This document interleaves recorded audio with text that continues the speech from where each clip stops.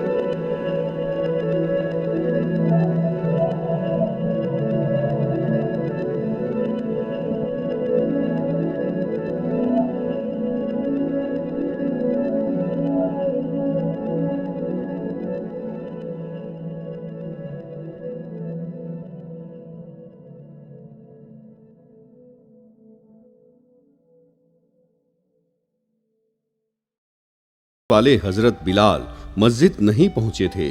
जब वे थोड़ी देर के बाद मस्जिद पहुंचे तो रसूल ने देरी का सबब पूछा। जवाब में उन्होंने कहा कि वे बीबी फातिमा के घर की तरफ से गुजर रहे थे तो देखा कि आप अपने बेटे हसन को गोद में लेकर चक्की पीसती जाती है और रोती जाती है।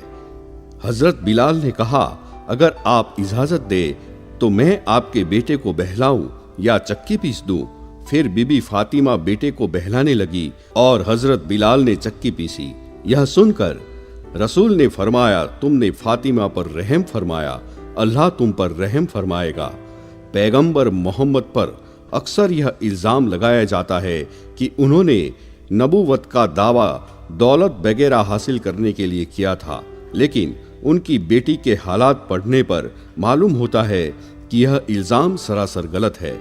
अक्सर बीबी फातिमा व उनके बच्चे फाका कशी की हालत में होते थे। उनके शौहर इमाम हजरत अली का रोजाना का ये दस्तूर था कि सुबह मस्जिद में नमाज पढ़ने के बाद वे मजदूरी पर निकल जाते थे।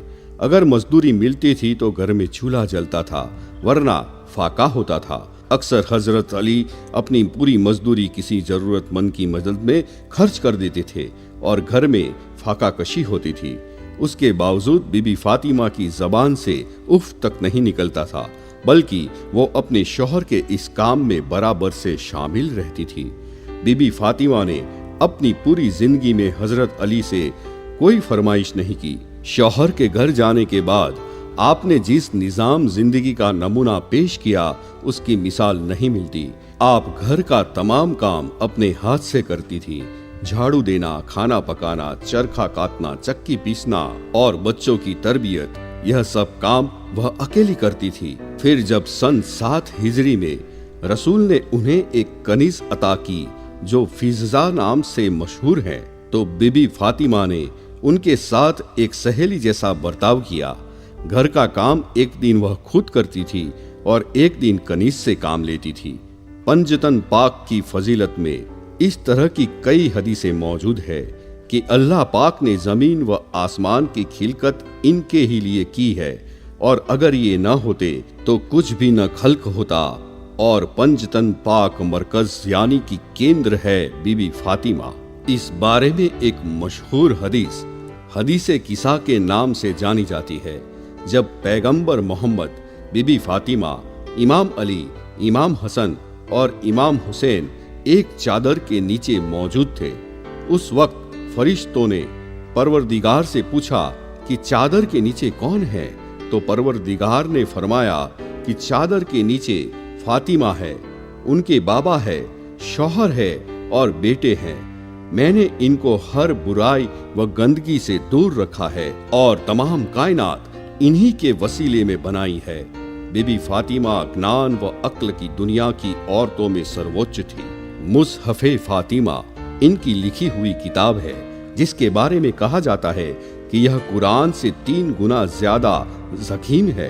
यह किताब अब उपलब्ध नहीं है और माना जाता है कि यह इस्लाम के वर्तमान धर्माधिकारी के पास है, जिनका जिक्र हम आगे करेंगे। बीबी फातिमा के बहुत से खुतबात, दुआएं व कौल विभिन्न किताबों में मिलते हैं, जिनमें इल्म के दरिया जोश मारते हुए नजर आते हैं और साथ में भाषा की खूबसूरती भी दिखाई देती है।